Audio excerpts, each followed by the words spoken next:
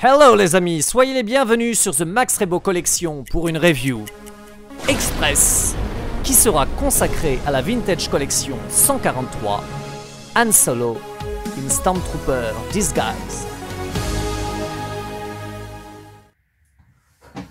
Salut à tous, désolé du retard, bienvenue sur The Max Rebo Collection pour une nouvelle review qui sera consacrée à la figurine Vintage Collection de je te coupe, t'avais qu'à être là à l'heure parce que ça je l'ai déjà dit. Bon bah ok, on enchaîne alors. Eh ouais, c'est mieux. Et comme d'habitude, on commence par le petit blister de cette figurine, blister sympathique donc qui reprend la charte graphique des toutes premières figurines Star Wars avec la présence de Luke et Leia sur la carte. Plutôt sympa. Seule petite déception, je trouve que la photo d'Han Solo en Stormtrooper est plutôt moyenne. L'impression fait presque bas de gamme. Bon, après, ça rajoute au côté vintage de la figurine. Et oui, je vois toujours du positif là où il n'y en a pas forcément.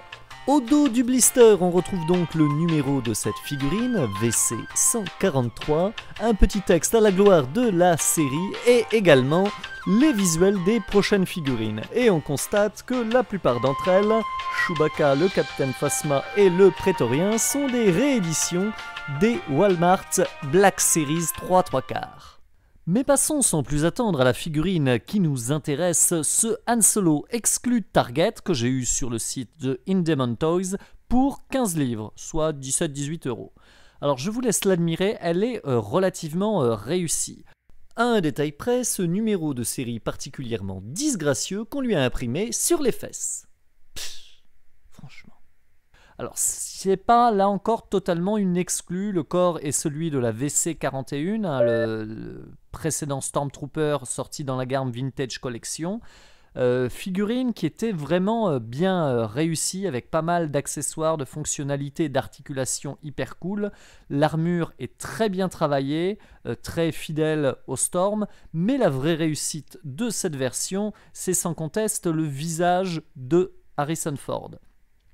Là, on a quelque chose de très qualitatif, surtout pour l'échelle 10 cm. C'est cette fameuse nouvelle technologie de scan des visages qui est particulièrement convaincante. Tout comme le casque de la figurine qui est là aussi hyper bien détaillé, beaucoup mieux travaillé que ce n'était le cas pour la VC41.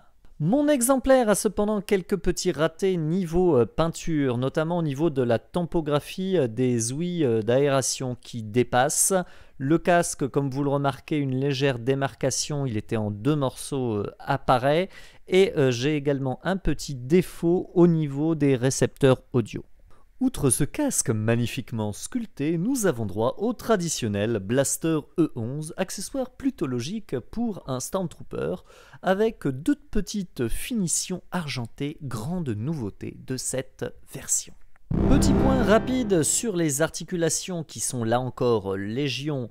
Nous avons une première articulation au niveau de la main qui pivote, une bille au niveau du coude qui fait que le coude pivote, tourne et également se plie.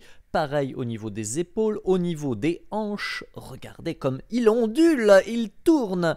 La tête est là encore bien articulée, il peut la pencher également. Les jambes, mais regardez ce qu'Han Solo peut faire, il peut faire des pointes, c'est une danseuse étoile, c'est formidable. Et il peut littéralement prendre des positions que jamais Harrison Ford ne pourrait prendre aujourd'hui, ni d'ailleurs en 77. Et voici donc le genre de posture que peut prendre la figurine grâce à ses multiples articulations. Mais c'est alors qu'apparaît le Han Solo Stormtrooper de 95. Et je vous laisse admirer le chemin parcouru depuis lors. Alors on avait un Han Solo adepte de la musculation à l'époque, hein. Il est effectivement beaucoup plus trapu, le casque est également plus simple et niveau articulation, on pouvait se brosser, voilà. Mais bon, il est sympa et il était offert à l'époque, et oui. En consultant le guide de Steve Sansweet, on voit qu'il y a beaucoup d'autres versions du personnage, celle de 97 qui était dans un Battle Pack, celle de 2002 que je vous ai sorti pour l'occasion, qui était dans la scénette du Trash Compactor. Donc on a une version Stormtrooper sale, et ben, la tête de Harrison Ford, c'est pas une vraie réussite. Nous avons ensuite deux autres versions adaptées des comics books Marvel, avec une première où l'armure a des teintes bleutées, la seconde ne l'a pas, mais on retrouve sur le casque les mêmes touches rouges.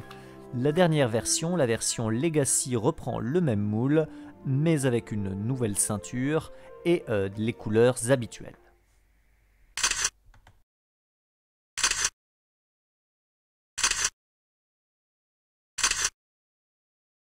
Bon voilà, je crois que le contrat est rempli, je file au sport vu que je suis déjà à la bourre. Je vous dis à très bientôt sur The Max Rebo Collection.